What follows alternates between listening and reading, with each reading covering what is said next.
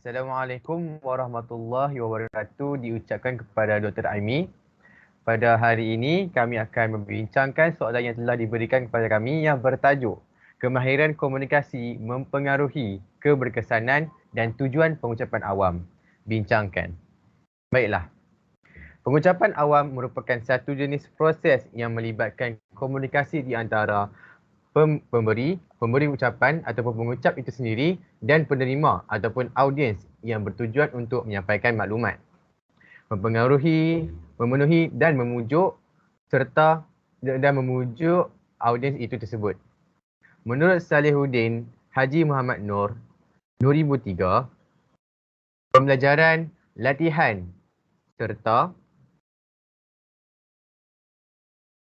pengalaman seseorang merupakan sebuah langkah untuk memperoleh kemahiran pengucapan awam. Hal ini kerana kemahiran komunikasi yang baik mampu mempengaruhi keberkesanan dan tujuan pengucapan awam tersebut. Persoalannya, bagaimanakah dengan kemahiran komunikasi ia mampu memberikan ataupun mempengaruhi keberkesanan dan tujuan pengucapan awam itu sendiri. Baiklah, yang pertama, kemahiran komunikasi mempengaruhi keberkesanan dan tujuan pengucapan awam itu sendiri apabila seseorang yang ingin menyampaikan pengucapan awam tersebut mempunyai keyakinan diri yang tinggi untuk berucap di khalayak ramai. Keyakinan yang tinggi merupakan kunci untuk menarik perhatian orang ramai supaya mendengar dengan jelas dan memahami dengan sepenuhnya intipati yang terdapat di dalam ucapan tersebut. Hal ini kerana aura pengucapan seseorang yang berkarisma mampu membuatkan audiens sentiasa peka dan bersedia untuk menerima segala output yang diucapkan. Aura pengucapan tersebut merujuk kepada kredibiliti terbina penonton yang merupakan persepsi mereka terhadap pengucap itu sendiri selepas pengucap itu memberikan pengucapan awamnya. Hasil daripada kredibiliti diri sendiri ataupun kredibiliti daripada pengucap itu sebenarnya mampu menimbulkan minat dan kepercayaan pendengar ataupun audiens terhadap ucapan yang diberikan. Tuntasnya, aktiviti pengucapan awam tersebut tidak hanya cangkul angin dan membuang masa kerana penyampai ataupun pengucap itu sendiri dapat meningkatkan lagi kemahiran pengucapan awam kerana lebih berkeyakinan tinggi. Di samping audiens mampu memperoleh output ataupun manfaat daripada pengucapan awam itu. Serba-serbi mampu diaplikasikan ataupun serba-serbi apa yang diperdengarkan oleh audiens itu mampu diaplikasikan dalam diri mereka. Sebagai tambahan, seseorang yang ingin menyampaikan pengucapan awam haruslah mempunyai keyakinan diri yang tinggi supaya kegugupan sewaktu penyampaian itu dapat dibendung. Seterusnya, menjadikan pengucapan awam tersebut lebih teratur dan terperinci. Baiklah, saya serahkan kepada Firdaus untuk memberikan pandangan beliau terhadap bagaimanakah kemahiran pengucapan awam ini mampu mempengaruhi keberkesanan dan tujuan pengucapan awam tersebut. Okey, silakan Firdaus. Okey, selain itu, kemahiran komunikasi juga merupakan elemen yang penting dan akan mempengaruhi keberkesanan dan tujuan pengucapan awam. Kerana hal ini dikatakan demikian kerana kemahiran komunikasi ini merupakan suatu medium perantaraan mesej untuk disampaikan oleh penutur ataupun pemberi ucapan kepada audiens. Kemahiran komunikasi ini akan menentukan bagaimana mesej ini disampaikan dengan tujuan dan keberkesanan yang berada pada tahap yang maksima.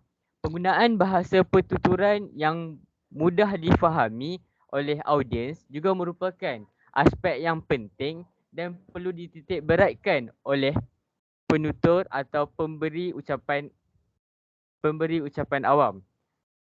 Hal ini kerana bahasa pertuturan yang difahami akan membolehkan mesej yang disampaikan dalam sesuatu pengucapan awam difahami oleh audiens.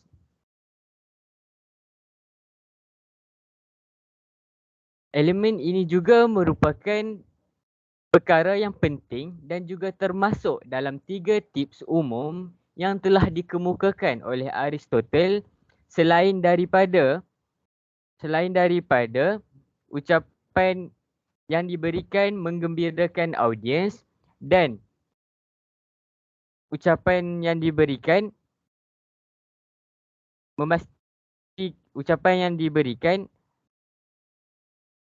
memahami golongan audiens. Perkara ini bermaksud ucapan yang diberikan dalam pengucapan awam tersebut hendaklah menggembirakan audiens dan bersesuaian mengikut faktor usia maupun faktor masyarakat audiens tersebut. Hal ini jelas membuktikan bahawa kemahiran komunikasi yang berkesan serta pemilihan bahasa, intonasi,